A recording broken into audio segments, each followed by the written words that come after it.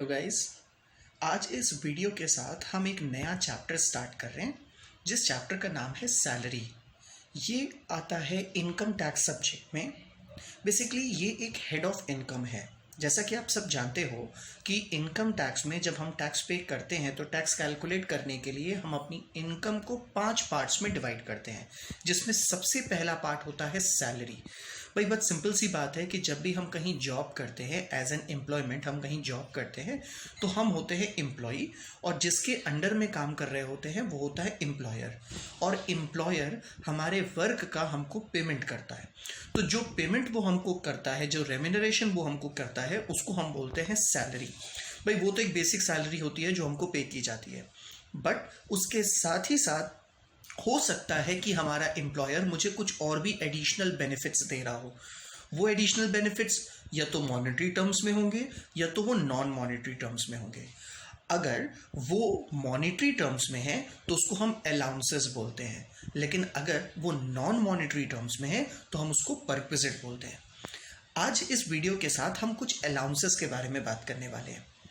देखो, जब मैं अलाउंसेस की बात करता हूं तो अलाउंसेस को मैं पहले क्लियर कर दूं कि अलाउंसेस 3 तरह के होते हैं। एक वो अलाउंसेस जो फुली टैक्सेबल होते हैं, यानी कि वो अलाउंसेस जब भी आपको मिलेंगे तो उसके ऊपर आपको टैक्स पे करना पड़ेगा।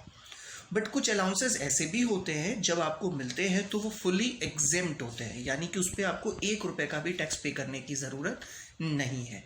आपने जितने रुपए कमाए हैं वो आपके लिए पूरा का पूरा एग्जेम्प्ट हो जाएगा। लेकिन कुछ ऐसे भी अलाउंसेस होते हैं जिसमें कुछ पार्ट आपका टैक्सेबल होता है और कुछ पार्ट आपका एग्जेम्प्ट होता है।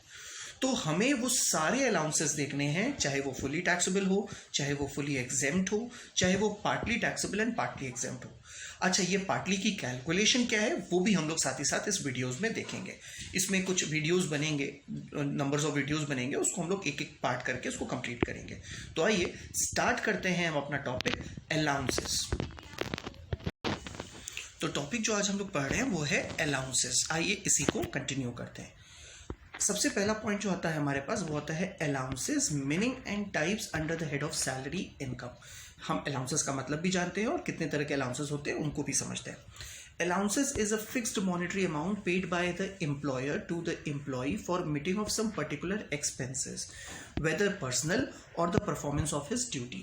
These allowances are generally taxable, are to be included in the gross salary unless a specific exemption has been provided in respect of any such allowance. Specific exemption in respect of allowances are provided under the following sections. देखो, हम एक सबसे पहले एक overview लेते हैं। जैसे मैंने आपको बताया कि जब भी कोई एम्प्लॉयर अपने एम्प्लॉय को सैलरी देता है तो सैलरी के साथ साथ कुछ पर्टिकुलर एक्सपेंसेस को बेयर करने के लिए कुछ अलाउंसेस भी दिए जाते हैं। वो अलाउंसेस जो आपको दिए जाते हैं वो आपके पर्सनल पर्पस के लिए भी दिए जा सकते हैं या कोई स्पेसिफिक ड्यूटी पूरा करने के लिए। हम एग्जाम्पल की तरह समझते हैं। भाई आप हमारे यहाँ जॉब करने आए हो, तो जॉब करने के लिए आप कहीं रहोगे तो हम आपको घर देंगे। जब हम आपको घर देंगे तो हम उस घर के लिए आपको पैसे दे सकते हैं। या तो हो सकता है हम आपको एक घर ही दे दें कि भैया जाओ इस घर में रह लो, या तो हम आपको पैसे दे दें कि ये लो पैसे और जा करके कहीं पे भी अपने हिसाब से घर देख करके वहाँ ले लो। तो जब मैं आपको पैसे देता हूँ तो उसको बोलते हैं हाउस रेंट अलाउंसेस। दूसरी तरफ जैसे हम आपको घर से आने और जाने के लिए पैसे देते हैं कि भैया आने जाने का भाड़ा आपको देने दिया जाए, उसको बोलते हैं ट्रांसपोर्ट अलाउंसेस। हो सकता है कि हमारे ऑफिस में कोई यूनिफॉर्म हो तो हम आपको यूनिफॉर्म अलाउंसेस देते हैं। हो सकता है मैंने आपको कहा कि एक काम करिए, ये फाइल लीजिए और फाइल लेकर के किसी दूसरे जगह पे जा करके दे के आइए, तो हम आने जाने के लिए आपको कन्वेंस अलाउंस देंगे। इस तरह के बहुत सारी चीज़ें दे सकते हैं। वो आपके पर्सनल काम के लिए भी हो सकती है और ड्यूटी परफॉर्म करने के लिए भी हो सकती है। तो ये आपके ग्रॉस सैलरी में हमेशा ऐड किया जाएगा, तब तक ऐड किया जाएगा जब तक उसके ऊपर कोई एग्जेम्पशन प्रोवाइड ना किया हो। जब मैं अलाउंसेस की बात करूंगा तो अलाउंसेस कितने तरीके के होंगे, तो यहाँ पे जो मेनली अलाउंसेस दिए रखे हैं वो आपको सबसे पहले दे रखा है हाउस रेंट अलाउंस, जो कवर होगा सेक्शन 1013A में। और दूसरा जो आज हम डिस्कस करेंगे वो है प्रिस्क्राइब्ड स्पेशल अलाउंसेस, जो सेक्शन 1014 में। बेसिकली जब हम सेक्शन 1014 की बात करते हैं तो वहाँ पे बहुत एक लंबी लिस्ट है अलाउंसेस की। जैसे मैंने आपको बताया था ना कि 3 तरह के अलाउंसेस होते हैं, कुछ फुली टैक्सेबल होते हैं, कुछ फुली एग्जेम्प्ट होते हैं और पार्टली टैक्सेबल पार्टली एग्जेम्प्ट होते हैं। तो वो सारे के सारे कवर करते हैं सेक्शन 214 में। तो वो हम लोग सेक्शन 214 में देख लेंगे। लेकिन स्पेसिफिकली अगर हाउस रेंट की बात करें तो उसके लिए एक अलग सेक्शन बनाया गया है, सेक्शन 1013A, वो हम लोग यहाँ पे देखेंगे। तो एक एक करके सारी चीज़ें समझते हैं। यहाँ पे एक लाइन और भी है, उसको एक बार पढ़ लेते हैं. The above allowances shall be exempt either in full or up to a certain limit and the balance if any shall be taxable and this included in the gross salary. भैया क्या कहा इन्होंने, ये तो पूरा का पूरा एग्जेम्प्ट होगा, ये एक सीलिंग लिमिट के साथ वो एग्जेम्प्ट होगा, बाकी पोर्शन टैक्सेबल होगा. एक बार इसका कैलकुलेशन कैसे होता है उसका मैं आपको डिस्प्ले करके दिखा दूं, ध्यान से देखिएगा. जैसे फॉर एग्जाम्पल ये आपका फॉर्मेट है सैलरी का, जो भी आपको सैलरी मिल रही है वो आप यहाँ पे एज इट इज मेंशन कर दोगे. बोनस मिल रहा है, कमीशन मिल रहा है, वो सब आप ऐसे ही अपना नाम लिख करके अमाउंट कॉलम में अमाउंट लिख दोगे. लेकिन जब मैं अलाउंसेस की बात करता हूँ तो अलाउंसेस या तो टैक्सेबल होंगे तो सीधे सीधे आप यहाँ पे लिख दोगे.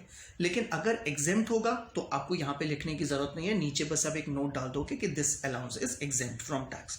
लेकिन अगर ये मान लो कि पार्टली टैक्सेबल और पार्टली एग्जेम्प्ट होगा, उस केस में क्या तरीका होगा आप इसको देख लो कि हम उसमें क्या करेंगे, जो भी अलाउंसेस है वो लिखेंगे, जितना मुझे रिसीव हुआ है वो मैंने इनर कॉलम में लिख लिया और लेस कर लिया जितना एग्जेम्प्ट है. जो कि बैलेंसिंग फिगर होगा वो हमारे टैक्सेबल कॉलम पे जाएगा. तो ये जो एग्जेम्प्ट है वो मैंने इनर कॉलम पे ही दिखा दिया, जितना मुझे मिला है वो मैंने इनर कॉलम पे ही दिखा दिया, टैक्सेबल वाला पोर्शन मैंने आउटर कॉलम में दिखा दिया. जब मैं ग्रॉस सैलरी की बात करता हूं तो आपके दिमाग में आएगा क्या इसका मतलब है कि कोई नेट सैलरी भी होती है. Answer is yes, net salary भी होती है. उसका क्या तरीका होता है, आप देखो जो भी आपको सैलरी मिल रही है वो आप ऐसे जो भी मिल रहे हैं वो आपको आप लिखते जाओगे. जो भी आपका टोटल आंसर आएगा वो होगा ग्रॉस सैलरी.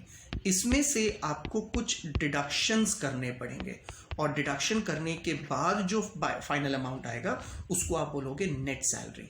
तो मैंने आपसे क्या बोला कि जो भी आपको अमाउंट मिल रहे हैं वो आप सीधे सीधे लिखते चाहिए, चाहे उसका नाम हो सैलरी, चाहे रेम्यूनरेशन, चाहे ट्रांसपोर्ट अलाउंसेस, चाहे किसी भी परक्विजिट के नाम से कुछ भी हो, जो भी एम्प्लॉयर आपको दे रहा है वो आप मेन कॉलम पे लिखते जाइए. लिखने के बाद फिर आप ग्रॉस सैलरी उसका टोटल करके ग्रॉस सैलरी लिख दीजिए. कुछ डिडक्शंस हैं वो मैं आपको आगे चल के बताऊंगा कि क्या क्या डिडक्शंस हैं, वो डिडक्शंस आप सबट्रैक्ट कर लीजिए. फाइनली जो आपको आंसर मिलेगा वो होगा नेट सैलरी, और जो आपको टैक्स पे करना होगा वो इस वाली अमाउंट पे करना होगा. होपफुली आपको यहाँ तक की बातें समझ में आई होंगी. फिर भी हम और आगे चलते हैं. अब हम आपके सामने एक पॉइंट डिस्कस करेंगे, हाउस रेंट अलाउंसेस, लेकिन कोशिश करते हैं उसको एक नए पार्ट में डिस्कस करते हैं. तो अभी तक के लिए जितनी भी बातें मैंने कही हैं मैं आपसे एक बार फिर से रिक्वेस्ट करूंगा कि एक बार इस वीडियो को दोबारा देखिए. कोई डाउट होता है तो आप ज़रूर हमारे पास कॉन्टैक्ट करिए.